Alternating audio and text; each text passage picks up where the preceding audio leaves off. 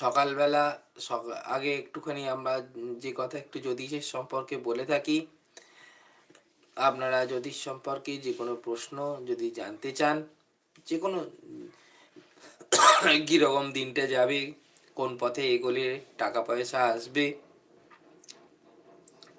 যদি কোনো টাকা পয়সার ক্ষেত্রে, অর্থপ্রাপ্তির ক্ষেত্রে ঠিকঠাকভাবে আসছে না বা কোনো বাধাপ্রাপ্ত হচ্ছে, কি করে আসবে,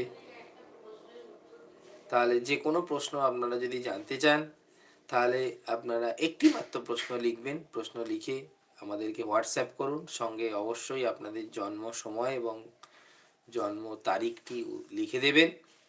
সঙ্গে নাম, জন্ম সময়, জন্ম তারিখ এবং জন্মস্থান এই 4টে লিখে আমাদেরকে পাঠিয়ে দিন, আমরা উত্তর দিয়ে দেবো।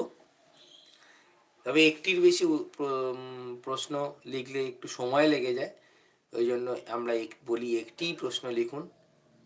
যে কোনো একটি প্রশ্ন